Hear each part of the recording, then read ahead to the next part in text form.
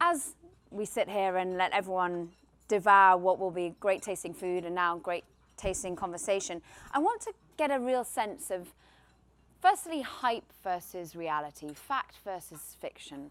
DJ, from your perspective, has big data already managed to be transformational from a societal perspective? And where have we got a bit ahead of ourselves, a bit overexcited? Yeah, so one of the places I think that we can look and see the transformation already happening is as we start looking at this idea of what's called population health. So we're now taking data and we're starting to look at it across healthcare systems and looking at it in really fascinating ways. This is partly because we have the electronic medical record, and so we can look at longer term trends. What's one of the trends that showed up that people would not have seen more recently is Zika. Mm-hmm. And that is because you could see this new emerging signal that was babies were being born with a certain type of defects and birth defects, and then people were trying to understand what it was happening, and you could see that pattern more broadly across. There's other places we're starting to understand questions around Lyme disease and broader questions around just how do we think about wellness. And that isn't using any super sophisticated machine learning or AI. This is just simply being able to open up and access data that has normally been out there, but that it's just been locked away or siloed across thousands of databases. Wendy, we were just sat in the green room, which was awkwardly red. Yeah. Discussing how you've watched this evolution. You've still got cautious optimism about how big data is evolving. What have you seen in the evolution in terms of where perhaps the hype has got ahead of itself and where reality has struck from your perspective? I think it's been coming for a while. If you look back at the history of Silicon Valley over the last, say, 40 years, computers used to be the size of this building, all right? And now you have that much computing power in your smartphone. And along with that technology development, other devices have come online. Sensing devices, for example, that produce all of this information. The computers have kept up. They've gotten smarter and smarter and smarter. I think this scares a lot of people. And of course you get over your skis on this because it's happened so quickly. We were talking earlier, it's not a matter of decades we're talking about here. A lot of this has happened in less than a decade. Yeah. So how should it be regulated? How should we protect data? These are very serious questions. Certainly people who are designing devices and designing software now need to be thinking about the philosophical side of what they're doing, the ethical side of what they're doing. There are cases when you're looking at genomics, for example, where you really need some guardrails. Yeah. And you were saying to me earlier, it doesn't take much data to get you into the danger zone. Mm-hmm. What was the statistic? Yeah. It was... So it turns out you don't need a whole lot of data. It looks like it's less than 10% of the data of the population sequence to get the whole world, basically all the human population's data sequenced. And that's just because there's so much overlap in DNA. And so part of this is, I think, as Wendy said, is just because we can doesn't mean we should. Mm-hmm. And who is actually asking those questions as we're in this an unbelievable race to build and try new things? Where's the pause? Where's the reflection that actually asks, should we take that choice in the fork in the road? Explain to us a bit how through 10% you can have. Yeah. So let's suppose you're going to have a child. Mm-hmm. Hard to imagine. And your spouse, you both give up your DNA. Yeah. You both get it sequenced. Your child's DNA is now, we know, because it's a derivative of both your DNA.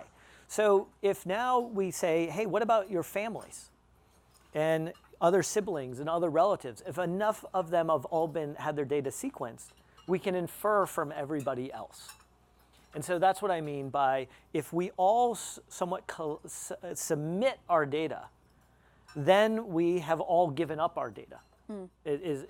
And that's the question is the version of this is at what point by us not giving up our data, we have automatically already given up our data, just because you get to fill in that picture. Mm. I mean, this is something relevant for me as it's a woman who's very closely associated with the Google dynasty has built 23andMe. I've given my data over. I thought it was fascinating what I could learn. But Wendy, when you are sat there having seen Silicon Valley grow and evolve, do you think this is something that they're thinking about, the ethics at the heart and how they can ask the questions before it's too late? on that speeding train or that airplane that's being built as it's going down the runway, yes, I think there are people asking those questions. Probably the most salient example of getting it wrong is social media, and how that really just jumped out there, and suddenly people are confronted with this idea that they're objects of marketing and someone is making money because they exist. Now, on the genomic side of it, and the idea about our DNA, should it surprise any of us that we share a quarter of our DNA with trees, or 50% of it with bananas? What we're actually finding out is we're more alike everything else than we are different. So maybe the illusion of our individuality is the philosophical question here. Yeah. And what is privacy? What does that mean? Right. And there's a really fascinating tension here, right? Because if you talk to people who have chronic diseases or faced with they have cancer and there is no alternative, they are going to take their data and they're going to put it on the web in the hopes that somehow it will be utilized. Why isn't 23andMe helping them quicker is a lot of the questions. Right, and this is why actually in the Obama administration, President Obama had this idea of like, what would it look like if we created the largest data set that humanity had ever created around genomic data, healthcare data? What might we find that are patterns that are already there? You know, an example of that is what's called off-label drug use. So we have all these pharmaceuticals out there, but we prescribe them for very specific things. What if there is already a set of possible cures in that data set, but no one has asked the right question? That is what machine learning and data science offers the ability to do, is parse through that and say, oh, that's an interesting correlation, that's an interesting correlation. We're not handing the results just off to the computers. This requires a close partnership with scientists, researchers, and the group that we often leave out are the patients. Yes. It has to involve them as well. It has to involve private and public as well. That's right. And the government, from your perspective, not just healthcare, but the work that you do in the oceans, for example, how are you seeing a real symbiotic relationship being driven by private institutions, by public institutions, and what's being learned there? Well, our Schmidt Ocean Institute has an open source data platform, and that was how we started this organization when we launched our research ship in 2013. And that was kind of a dynamic and challenging idea to a lot of the scientists who were accustomed to doing science the way science was always done. You go to sea, you take your measurements, you go back to your laboratory, you study all the data. You might go back and get more data. You might write a paper, gets published, years have gone by. When we look at the problems in the ocean and say it's under attack, literally, we need to accelerate the pace of science. And you do that by sharing that data openly in a repository where everybody can look at it. And scientists around the world can simultaneously study the same problems. So with that and the new kinds of platforms available for sensing data in a persistent and continuous way, not intermittently, right? Imagine a sail drone out there, 24 hours a day. It's got a whole variety of sensors, and it's creating gazillion bits of data all the time. So then the problem is, how do you make the machine smart enough to recognize the patterns, to develop information that you could visualize, that you can use as an individual, whether you're a citizen scientist or a scientist or not, or you're in the government and you're making policy, and you live, let's say, in a part of the world where you don't have access to all of that equipment. It's in the northern hemisphere and you live in the southern hemisphere. Our next horizon is how to connect those dots, right? Not just to dip down and take information and leave, but how to build those bridges with communities and governments in other parts of the world so they can address the problems where they are. And you're already seeing, for example, the pin-up that is in Monterey right at the moment in terms of how food supply chain in particular, is being monitored via public and private information. Absolutely, and there's a lot of private investment going into companies now that are attacking some of these very serious problems, like the misidentification of seafood. You've probably heard about that. Well, there are different technologies, from infrared sensing devices that can identify a unique signature for each kind of seafood. So you could literally be eating something, take out your smartphone and say, is this tuna or is this something else? And know the answer. There are DNA barcode scanners that can be used at points of entry. There are sensing devices that can go on on fishing boats, say in Thailand, where you have a lot of illegal fishing, and watch the patterns of where those ships go. Is that a normal fishing route? Oh, that doesn't look like a normal fishing route. What's that guy doing, right? So we have ways to detect, to help protect, and to get ahead of some of the problems that we have, like another one is overfishing. All the bycatch that's coming up in these nets. What if you had smart nets that identified the signature and the light that fish would respond to and catch what they're catching instead of everything else? It changes a lot of the problems that we confront. Can I actually amplify this? Yeah. So my career actually started at the Scripps Institute of Oceanography. And so I trained to actually be a physical oceanographer. How nicely said. Yeah, things you never saw coming. and so one of my first data sets that I looked at was this data set called the Cal Coffee data set, which is primarily the data set that was funded by the California state to understand why did the sardine fisheries collapse. It's a phenomenal data set by that time standard, except you can't tell anything about it because there was no platform and everyone else had their data siloed.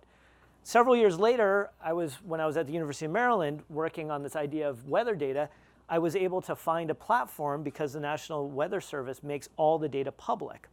And I was able to go through all these data sets in an unbelievably fast way because the web was now there with compute power, and we were able to discover interesting patterns. Those patterns then led to what's known as the Maryland Ensemble Kalman filter, which is now one of the major techniques used in every national weather or every country's weather forecasting system. So how does a student who doesn't really know better find an interesting pattern that everyone has missed and then it turns into a major improvement in weather forecasting? Because the data has not only been available, but there's a platform on which you can use it and collaborate with others to come up with an idea. And this is the power that we have when we start opening up data in these responsible ways. New insights get unleashed at a radically faster pace at a significantly lower cost. Responsible ways. And it seems as though you've obviously worked with the US government and thought about some of the medical impacts and ocean weather impacts. How are you seeing other countries do it? And is it responsible? Well, I think the first one that we have to talk about when we say what does responsible mean is what are our values? And do we have the shared values? I think there's two parts that we need to address from that is that there is a very big question that is happening right now around how data is being used in Western countries and countries like China. And predominantly when China, we're talking about the Chinese government. But we're also seeing how data is being used in the Middle East around surveillance and other activities. We also need to have a frank conversation about do we actually have shared values amongst ourselves? Because data is being used for misinformation and other questions around that in the political sphere. And so the first premise is, do we have the ability to have those shared values? The interesting exercise I give students these days is I start with, what is the most powerful technology that was used during World War II by the Nazis to round up people of Jewish ancestry, and that is the phone book. What's the modern day phone book? It's a database. So how do you start putting those protections in? If you go through that exercise, you see what's called the Geneva Convention and the Geneva Code that came out of it, as well as all the bioethics reforms that take place, and we haven't had a clean ride, right? We have to acknowledge, like Henrietta Lacks, Tuskegee experiments, all of these things. But the notion of, if you go through that exercise, you realize what safeguards actually need to be put into place. And if I had to say one thing, or two parts, the first is we don't have a golden rule of data science, which is treat the data as if it was your data or your family's data. Two is, how do we make sure we're adhering to the basic values that are in the Geneva Code for what we think is acceptable use of things? It's interesting, the perspective of data and how much data to collect on certain people. And we were talking, Wendy, before about the application of data, and you brought up the census. And also there's been plenty of controversy about what data should be in the census and what shouldn't be and what questions should be asked. But how are you seeing the use of data in that respect as a force for good and what people can learn about perhaps the places in which they live? You were talking about large government. I look at some of this, the application of data science in community platforms. There's a group that we started to fund that actually originated in Nantucket. My family has a summer house there, and we have a philanthropy called Remain Nantucket that works on the island. And they funded a group, it's now called the Community Data Platform, to look at initially this weird question about how many people live on this island, because nobody was really ever sure. You've got a town government, and they're making decisions based on anecdotes, suppositions. The census data that they actually looked at, the mailing list for the 2020 census, was matched against other databases that they had access to. And they discovered 800 people who were year-round residents who were missing from that list. And when you look at that number and you think about, state and federal aid over a decade to a place like that, it's millions of dollars that you suddenly would have access to if you got an accurate number. You could do another kind of thing using smartphones. There's a notion of geofencing. That's an anonymous way of taking data off of cell phone signals. And they can tell you, oh, well, let's see, this many people arrived in the harbor, this many people flew here, when they got here, they went here at this time, and there's this way of kind of tracking anonymously movements of people. In their particular example, they discovered there were enough people that were coming to Nantucket Island from Philadelphia that 4 additional nonstop flights were added from Philadelphia, increasing revenue at the airport by $150,000 and increasing potential tourist dollars by almost $1 million. So these things have real consequences if you can get the right information, if you can protect the people you're taking it from, and use it for a social good or a business objective that is transparent. I think those are reasonable examples. Imagine the delivery of healthcare systems and things where you have more accurate information. How do you staff your emergency room? When are people actually coming into the emergency room, right? How do you use your resources better?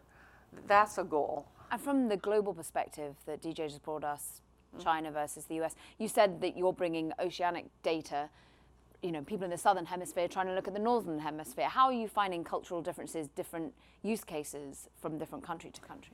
At the Schmidt Ocean Institute, the observation is most of the work is going on in the northern hemisphere. And sometimes going and visiting the Phoenix Islands, or we're going to be in Australia next year, our research vessel. And there's very little equipment, even in Australia. So we want to go down there and engage the local science communities. There are like 6 major communities, bring them together and make sure that we are corresponding after that. Right? That the information that we're gathering with multiple platforms and probably multiple actors will continue to be available in a dialogue with people in those places, because they have their own issues with the ocean, they have their own stresses and strains, and they'll have their own policies and their own solutions. It's nice to think of us all as more like each other than not. DJ, we just heard Wendy talking about how this sort of data could really help emergency rooms. I mean, this is your forte in terms of the healthcare situation and with the US government. Is it you ever hitting your head against a brick wall when it comes to the US government, or are they just open arms when it comes to the use of data, big data, within any part of their system? These days I hit my head a lot with the wall with the government. I have to give credit to this administration that they have actually really continued pressure on trying to say, how do we make sure that this data is open and transparent and useful for the public? The places where they haven't been very good about this is obviously around questions around climate. There's the data is clear cut. You don't need to really be a data scientist to look and see the patterns of what's emerging from the climate. The other part that's there is that we actually need to find better ways to share federal data and local data. So here in the local data, there's a data set that is being used that's very powerful to move vehicles all around the city. The city has no access to it because it's called Lyft and Uber. And so there's all the data patterns, but the city has no way of actually figuring out how to better lay out the streets. There's also another version which is happening in criminal justice. And what is happening right now is we have an endless cycle of incarceration here in the US. We have about 3,100 local jails. Don't think prisons, these are local jails. There's 11 million people that cycle through those jails. They stay on their average 23 days. 95% will never go into prison. And so we're just cycling people in and out. And one of the reasons what's going on is mental health issues. And in there, what we found in Miami-Dade, Florida, we trained all the officers in crisis intervention. They created basically a set of spreadsheets that said, hey, if these are the people who are typically seen, and they, instead of taking them to jail, get them to the right type of clinic. And you know how effective it was? Cost about $1.5 million to train everybody. Saved $10 million the first year. Wow. But the real measure is in that first year, they were able to close a jail because it was so empty. And a couple years later, they closed the second jail. And this is not, once again, this is not AI. This is just the basic, just scratching the surface of the data. And there's lots of, by the way, there are lots of safeguards on this data too, because this is mental health data, and the data should not be flowing into the criminal justice system. It needs to always move into the healthcare, because that's where you have the right privacy and security safeguards. So all those things are there. But just by opening up that data and being able to share it between two silos that never actually know how to interact, you get massive public benefit. Wendy, you obviously work in an area of ocean fortitude, ensuring that it remains clean, that we're not destroying it. I mean, climate change, therefore, has been perhaps more of a loggerhead in the last few years with the US, for example. How have you managed to, has government been as open arms to you in the last few years? Are they willing to go and look at the big data that you're providing them right here? In some cases, yes. I think my general view is that, forgive me for saying this, but I don't think governments lead on this stuff. That's correct. I think that private interests lead on this stuff. Philanthropy can lead on this stuff. And it's our job to get in front of it and get down that road. Eventually, governments will have to respond, but they respond to different pressures. Hilarious. Who's... call me baby, very nice. If we're going to be interrupted by anything, that's the way to go. So we were saying how basically philanthropy can lead, corporates can lead as well, right? Yes, with different interests. But I think governments tend to follow where public opinion is going. That's absolutely correct. Like government, if you look at the historical track record of the United States and the big investments in these areas and science and all these things, it is almost always led by philanthropy and a combination of public-private partnerships. Government then can allow the broader infrastructure on which these things can be built, but you need somebody else who is steering first and sort of figuring out that is. And so this is interesting that you're the first US's chief data scientist. Yeah. How is data scientists helping philanthropy at the moment, Wendy? Are you finding that you're needing to embrace data scientists? What is the role of a data scientist within your sort of It institution? depends. In smaller philanthropic efforts, it's not key. It's not relevant. It's when you scale things up that you begin to say, have you added a data scientist to your staff? There are groups like DataKind here in New York that we've worked with, and that these are volunteer data scientists who will help nonprofits to unearth whatever interesting and relevant data there is to help them achieve their mission more precisely. The biggest sin in philanthropy is wasting money. Yes. And if you can avoid wasting money because you can target what you're trying to do, you're going to do better. There's another group of volunteers at the University of San Francisco that we work with in California.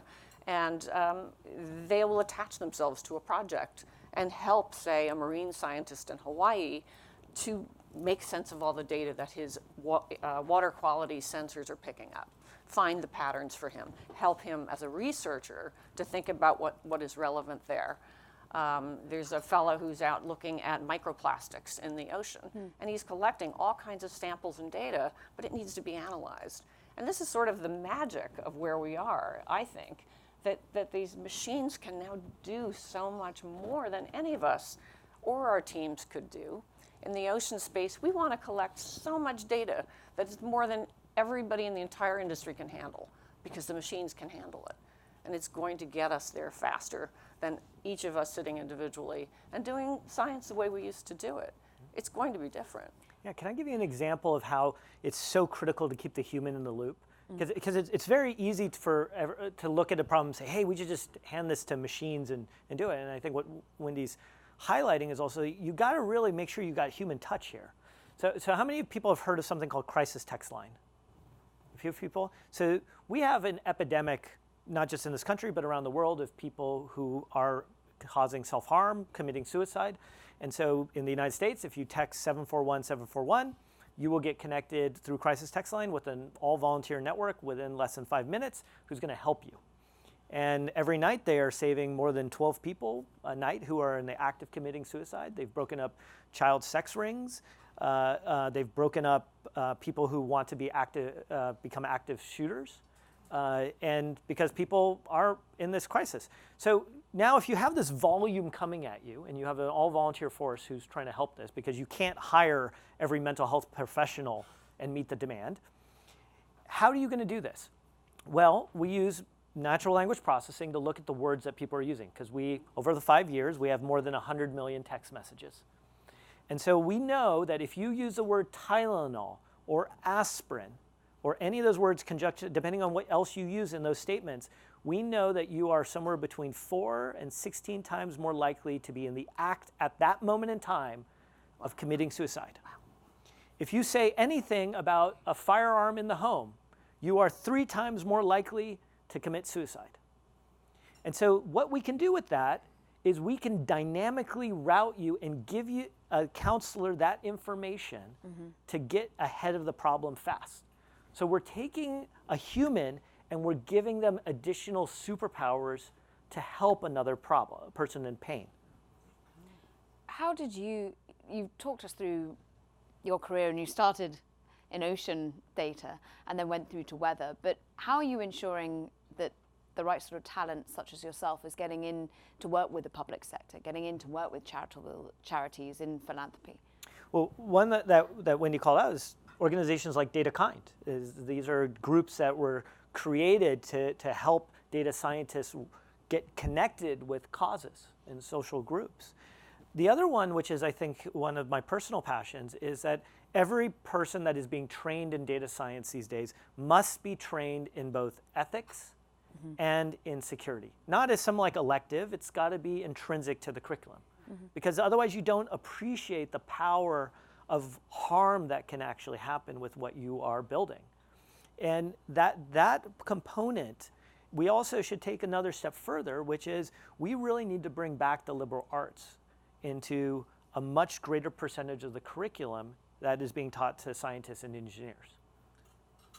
Going full circle, going back to the ethics question then, Wendy, how are you considering this when you go out into the ocean, when you're driving your family focus and philanthropy to ensure that you're the right side of data protection and indeed the use thereof? We're not marketing anybody's data, so I'm not worried about the ethics of what we collect. I agree with you 100% about education. I think having lived most of my life around engineers in Silicon Valley, I would say there's been a lot of blind spots. And maybe some of you have a product called Alexa in your house. And maybe some of you have teenagers in your house. And if your teenagers have grown up around this particular product, they're used to saying, Alexa, I want pizza. And pizza arrives, right? Or Alexa, give me something. And I've heard more parents say, I hate that thing. My child is talking to me that way now. Mom, get me pizza. And I think, hold on, let's go back to the engineer who programmed this thing in the beginning. Why didn't it train the machine to say, please? You didn't say please, like your mother would say. There's a social interface that's missing in this. And it's just a silly example, but it shows you the disconnect between how do things actually feel to people in real life and how does a machine perform a service. Yeah. So keeping the human center of all of this, I think, would go a long way to preventing some of the abuses, would set up some social guardrails on material that we could all benefit from. Do you think self-regulation is enough with that, or is this something actually that the government needs to lead on rather than philanthropy and corporates lead on? So I think we've seen that self-regulation is not working. That we have had, how many of us have like at least multiple versions of credit checks right now because of data breaches, right? Not just our credit data, but our hospital data. So the ability to safeguard data is not there. The ability for of what we might call inconsistent use of data, where our data has been taken and used by somebody else. Maybe our hospital has sold it. Maybe we have a data brokers and the data is just somewhere lying in somebody's data warehouse being used for we don't know what. So unfortunately, the biggest challenge is groups like the Federal Trade Commission have written assessments of what we should do from a policy perspective for data brokers and others. There has been no action from the Congress. I do not see any form of regulation really that is coming from Congress. And so I think we have to ask ourselves, how are we actually going to advocate for the regulation we want?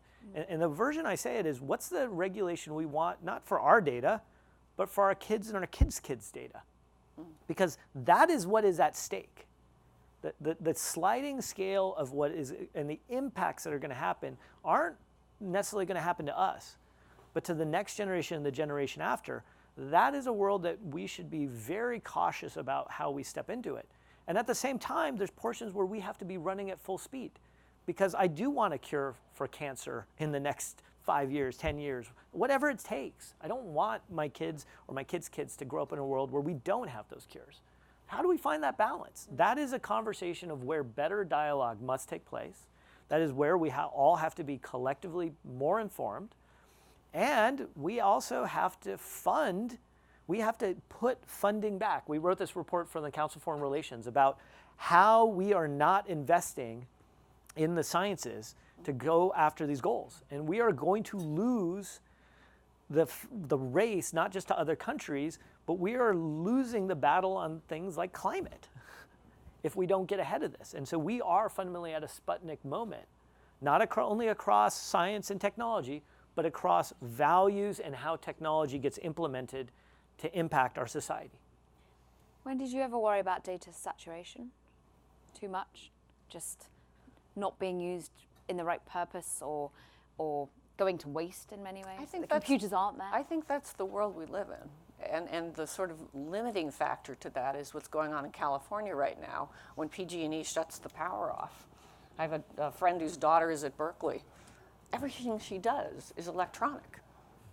You can't just go to a library anymore, right? The world has really changed, and I don't see us getting away from a digital world for all of those challenges. I think we have to recognize what they are and open a different kind of conversation. Some of this has happened to people so quickly, right? You look back at my mom, she's 88 years old. When she was born, there were only 2 billion people on the planet. You could burn all the fossil fuels you wanted back then. I mean, that wasn't going to change the climate the way 8 billion people will. And that many people and that much data and all of that system puts pressure on human life, on the biosphere, on all the resources of the earth, of the ocean. I say it's under attack, literally, in all of my lifetime. Let's end on an optimistic note, because I know you are both inherently optimists, particularly when it comes to technology. So one thing that you're most excited about, therefore, for this year, and what you can achieve using big data, the power of it? I'm excited to see over a period of less than a decade how science is being done differently, better, faster. And I do think we have solutions for some of the things that are going on in the oceans. They're deeply related to climate. It bothers me a great deal that we're not moving on that.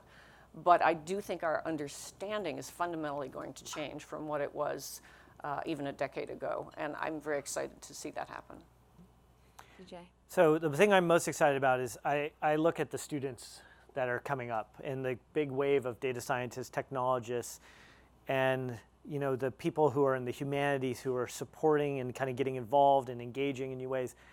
And I listen to them and how excited they are to tackle. They're not interested in tackling just how to build another ads platform. They are focused on how to take on climate. They are focused on ending rare diseases and mainstream diseases like cancer. They are hungry for this. And the best part about it is they are not going to take no for an answer, because they see what's happening. They see the failures of many of the things that we have led to, particularly in climate, and they are hungry in a way that is deeply inspiring. Gen Z, you gotta love them.